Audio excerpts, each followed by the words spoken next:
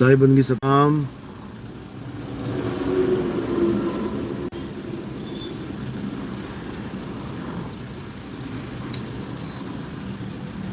तो मालिक की कृपा, बंदी छोड़ की दया ऐसे ही सब पे बरसती रहे और सब इस मूल ज्ञान को समझते रहें। सबका कल्याण हो, हमारे दिल की यही दुआ है। हिंदू, मुस्लिम, सिख, ईसाई सब मेरे भाई प्रेम से रहें, सद्भावना से रहें और एक मालिक की बंदगी करें। और जो जन्म जन्म से भटक रहे हैं,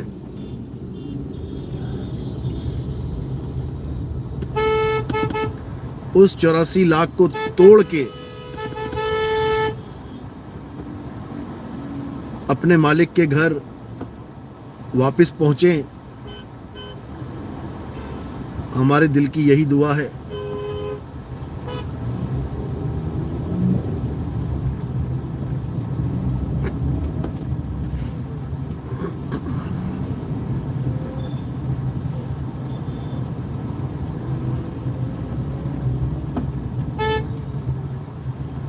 सतनाम सतनाम सतनाम।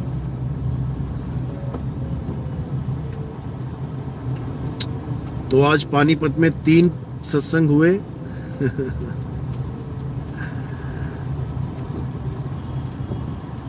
और अब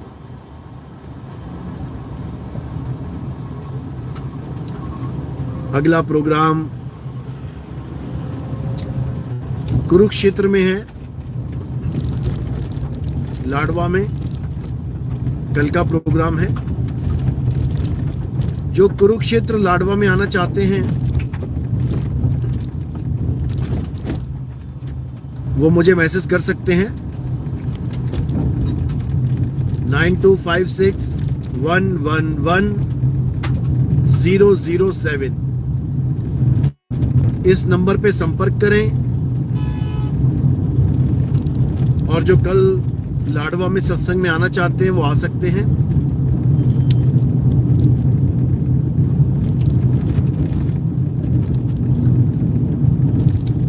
परसों का सत्संग कैथल में है।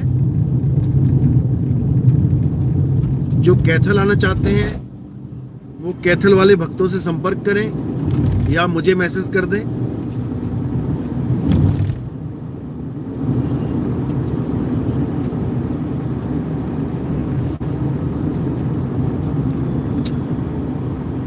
साहिब बंदगी सतनाम। लेकिन सत्संग में वही आए जिनका पूर्ण विवेक जाग चुका है। अभी आधा अधूरा ज्ञान सुन के अगर आओगे तो तुम्हें ही दिक्कत होगी, हमारा कुछ नहीं जाएगा। कच्चा घड़ा पानी भरने आएगा तो घड़ा ही टूटेगा, पानी का कुछ नहीं जाएगा। तो इसलिए भाई पहले पक्के घड़े हो जाओ, पूरे ज्ञान को पूरे विवेक के द्वारा समझ लो। नहीं तो हमारे पास बहुत से कच्चे घड़े आए थे, 1 साल 2 साल 3 साल में टूट के चले गए। क्योंकि अगर पूरा विवेक नहीं जगा तो काल कहीं भी दांव लगा सकता है। अगर भरम भूत रह गया हल्का सा भी नाम दीक्षा लेने से पहले, तो ये किसी को भी धराशायी कर सकता है। इसलिए जब तक 100% ज्ञान समझ में ना आ जाए पूरे का पूरा और दृढ़ विश्वास ना हो जाए, तब तक नाम दीक्षा नहीं लेनी चाहिए। हजारों YouTube चैनल है, हजारों गुरु बैठे हुए हैं, उनसे जाके ले लो भाई, उनसे ले लो। पहले घाट घाट का पानी पी आओ, पता लगे तुम्हें कि क्या कौन क्या दे रहा है। जब हर जगह हार जाओ तब आओ इस दरबार में। ये मालिक का दरबार है, यहां पर आना आसान है, टिकना बहुत मुश्किल है।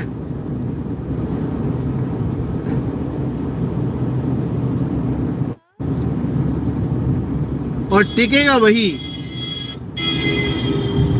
जो पूर्ण विवेकी हो गया है, जिसको कोई भरमा नहीं सकता।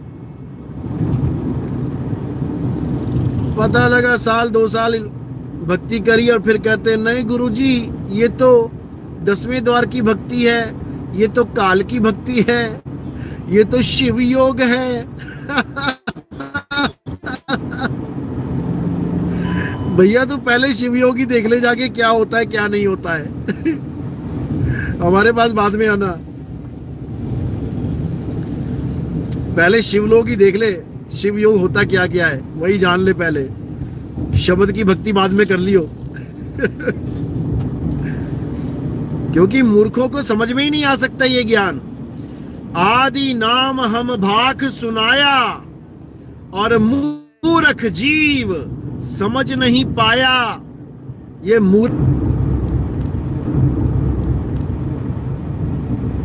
खुले कपाट शब्द झनकारी, पिंड अंड के पार, सो देश हमारा है, कर नैनो दीदार, महल में प्यारा है। और ये महल, ये हाड़ चाम का महल नहीं है। ये महल हाड़ चाम का महल नहीं है, ये महल सत्य का महल है, आत्म स्वरूपी महल है, जिसमें परमात्मा रहता है। तेरा साईं तुझ में है, जाग सके तो जाग। अब कितना समझाएं, लेकिन समझ में नहीं आता। तो मेरे भाई, काया महल में ढूंढोगे तो माया मिलेगी, तन महल में ढूंढोगे तो मन मिलेगा। ये मन और माया इस महल के राजा रानी हैं। ज्ञान गुदड़ी पढ़ो। अलख पुरुष जब किया विचारा, अरे 1,84 धागा डारा। 5 तत्व की गुदड़ी बीना, 3 गुणों से थाड़ी कीना। अरे तामे जीव ब्रह्म और माया, समरथ कैसा खेल बनाया। परमात्मा कहाँ है? इस गुदड़ी में जीव ब्रह्म और माया का खेल है, इसमें परमात्मा नहीं रहता। परमात्मा का घट ही कुछ और है। वो कहाँ रहता है? अरे तेरा साईं तुझ में है। पहले मुझे ये जानना पड़ेगा मैं कौन हूं। अगर मैं अपने आप को काया मान लूंगा तो काया में परमात्मा को ढूंढूंगा, और अपने आप को आत्मा जान लूंगा तो आत्मा में रमण करूंगा, श्रीनगर कन्याकुमारी आत्मा हाईवे। में परमात्मा को प्राप्त करूंगा। जैसे दूध में घी छुपा है, ऐसे ही आत्मा में परमात्मा छुपा है, लेकिन उसको ढूंढना बच्चों का खेल नहीं है। Slide left on to Grand Trunk Road, बच्चों श्रीनगर का खेल कन्याकुमारी नहीं है हाईवे। भाई। हालत खराब हो जाएगी, समझ लो। तो In बार-बार 600 meters, एक ही बात turn समझा right रहा onto हूं। बिलासपुर, आटा रोड, तो करनाल, जान लो, लदवा रोड। जान लो, जान लो। इससे पहले कि काल भगवान आ जाए, तुम्हारी मृत्यु आ जाए, मृत्यु से परे हो जाओ। मृत्यु को दरकिनारे कर दो और अपने आत्म स्वरूप में स्थित हो जाओ, जहां मौत तुम्हारा बाल बांका ना कर पाए। समझ लो, नहीं तो हालत खराब होने ही वाली है, ज्यादा देर नहीं है अब। तो मेरे भाई, विवेकी बनो, सत्य को समझो। तुम्हारे भले की बोल रहा हूं। Turn right on to Bilaspur, आटा रोड, करनाल, लदवा रोड। तुम्हारी पूजा पाठ छोड़ने से मुझे कोई फायदा नहीं है। मुझे क्या फायदा है, तुम पूजा करो चाहे ना करो, मैंने क्या लेना है। तुम मंदिर जाओ, गुरुद्वारे जाओ, कंटिन्यू ऑन बिलासपुर, आटा रोड फॉर 32 किलोमीटर्स। तुम जहां मर्जी जाओ, मैंने क्या लेना। जाओ चाहे ना जाओ, मैंने क्या लेना। मैं तो बस तुम्हें आगाह कर रहा हूं कि मेरे भाई, अगर इस दुनिया में आए हो, अगर इंसान जन्म पाए हो, तो इसको लेखे लगाओ। लेखे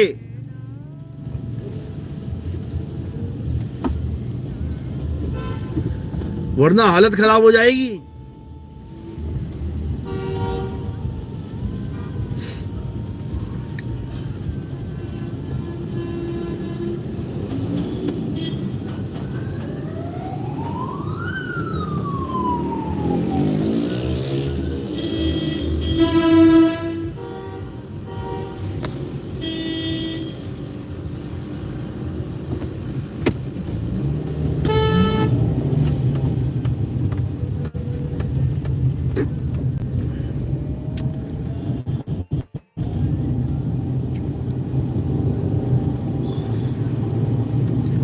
तो मेरे भाई समझ लो बात को, जो मैं समझा रहा हूं, तुम्हारा भला हो जाएगा। नहीं तो 84 तो तैयार है, जाते जाओ 84 में, कौन रोक रहा है। लेकिन दुख होता है जब कोई भगत इतनी भक्ति भी करता है और लास्ट में मुक्ति नहीं मिलती है, तो दुख होता है। अरे तुम एक फिल्म ही देख लो, किसी मूवी में कोई बहुत मेहनत करे और उसको उसकी मेहनत का फल ना मिले, तो पता है कि मूवी है, नाटक है, तब भी दुख होता है। तो ये तो असली जीवन है भाई। सोचो, तुम्हारा जीवन बेकार हो रहा है तो कितना दुख होता है। एक एक जीव मालिक का कीमती है, एक एक जीव हीरा है, हीरा, हीरे माणिक हैं। इसीलिए एक एक जीव को ढूंढने के लिए कबीर साहब बाणी बोल रहे हैं, गोता मारू स्वर्ग में और जा बैठूं पाताल, मैं तो फिरूं ढूंढता अपने हीरे माणिक लाल। अपने बच्चों को ढूंढ रहा हूं मैं कि मेरे बच्चों, इस काल निरंजन को समझ जाओ, इस काल निरंजन की चाल को समझ जाओ। इसकी चाल बड़े बड़े देवी देवता नहीं समझ पाए। ये रक्षक कला का माहिर है। जितने भी भगवानों की पूजा हो रही है, इसी रक्षक कला की वजह से हो रही है। एक को बचाता है, लाखों को मार देता है, और फिर उस एक को बचा के विश्वास पैदा करवा देता है कि इसका बचाव हुआ है, तेरा भी होगा। कहते हैं कि तुम रखवारे तुम पालनहारे। अरे तुम रखवारे है, तुम कौन रहा है?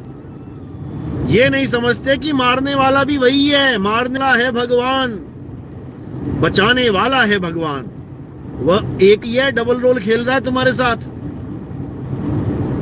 पहले मारता है और फिर बचाता है, फिर तुम्हारी श्रद्धा पक्की करवा देता है कि मैं ही हूं बचाने वाला। तो मारने वाला कौन है भाई? आज वृंदावन के ये बाबा लोग हमारे सत्संग सुन सुन के नकल मारने लग गए। सब कुछ प्रभु ही तो है, सब कुछ कृष्ण ही तो है। अरे जब सब कुछ प्रभु है तो तुम क्यों बार बार कंस की बर्बादी कर रहे हो कि कृष्ण जी ने कंस को मारा, कृष्ण जी ने उसको मारा। जिसको मारा है वो भी तो कृष्ण ही है। बुद्धि क्यों नहीं चल रही तुम्हारी? बूढ़े हो गए, कब्र में टांगे आ गई, मरने वाली हालत हो गई, आज तक ये नहीं जान पा रहे हैं कि कृष्ण ही कृष्ण को मार रहा है। अरे काल काल को खात है, काल ही काल को खा रहा है, और तुम काल की पूजा करने में लगे हुए हो। यही कबीर साहब समझा रहे हैं बार बार कि भाई वो काल निरंजन, वो बहुत शातिर है, बहुत शातिर है। वो तुम्हारी हालत खराब कर देगा। ये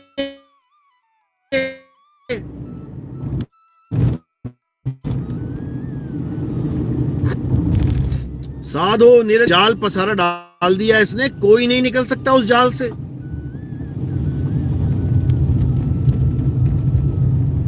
बचने का एक ही रास्ता है, बचना चाहो काल जाल से, चीनो शब्द हमारा। मेरे सार शब्द को जान ले, जो काल भगवान के 52 अक्षरी शब्दों से बिल्कुल भिन्न है। जो काल भगवान के 52 अक्षरों का जाल तोड़ देगा।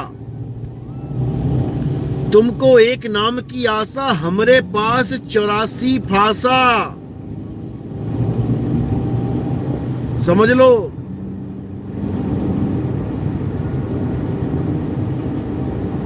एक नाम तारे संसार। नानक साहब कह रहे हैं तेरा एक नाम तारे संसार, मैं एहा आस एहा आधार, नानक नीच कहे विचार, धानक रूप रहा करता। बस उस एक नाम को जान लो, तेरा एक नाम तारे संसार, पूरे संसार को तार देगा वो। अब वो नाम कोई हिंदी, पंजाबी, उर्दू, अरबी इसमें नहीं है, इन 52 अक्षरों में नहीं है। गुरु ग्रंथ साहब में वाणी दर्ज है, अरे 52 अक्षर जोरे आन। वो एक अक्षर तुम्हारा जन्म मरण का रोग खत्म कर देगा, लेकिन उस एक अक्षर को कोई जान ही नहीं पा रहा है। 52 अक्षर जोरे आन, सकिया ना अक्षर एक पहचान, सत का शब्द कबीरा कहे, पंडित होए सो अनपढ़ रहे, पंडित जन को यो व्यवहार, और ज्ञानवंत को तत्व विचार, जाके जीव जैसी बुद्धि होई, और कहे कबीर जानेगा सोई। जिसको जैसी बुद्धि दी है मालिक ने, उतनी बुद्धि चला पाएगा। जो विवेकी होगा 52 अक्षर के जाल को त्याग देगा, जो अविवेकी होगा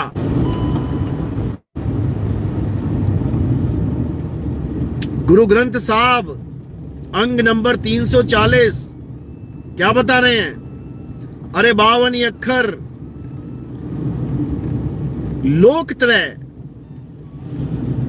सब कुछ इन्हीं माही, अरे ये अक्षर खिर जाएंगे, वो अक्षर इनमें नहीं।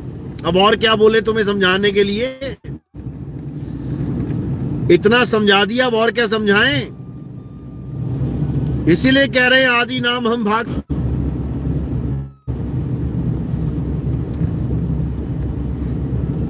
कह रहे हैं वो 52 में नहीं है। समझा समझा के थक गया।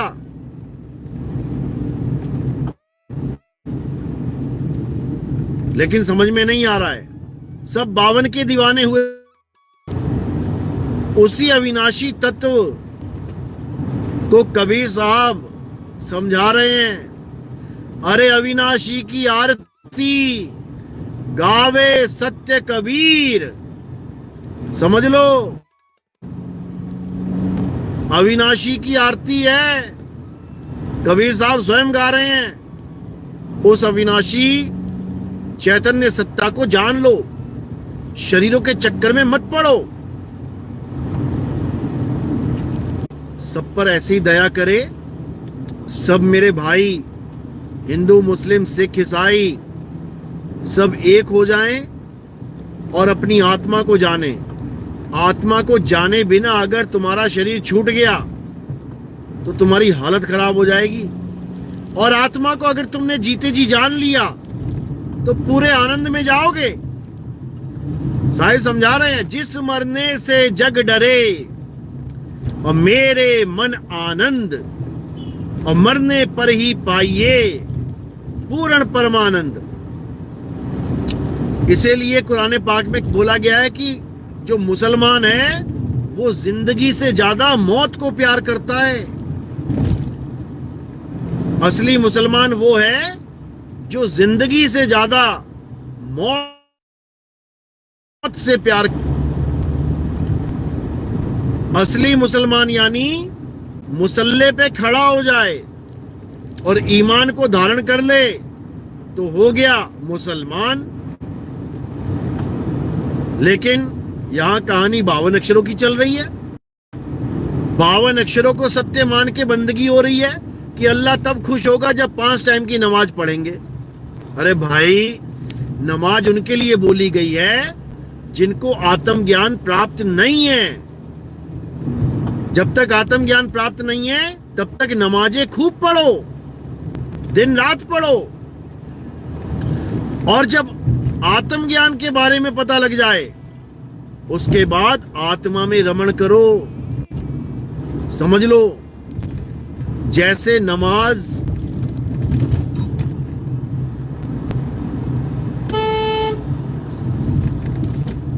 जरूरी है, फर्ज है। नमाज फर्ज है, उसी प्रकार अल्लाह का जिक्र फर्ज है।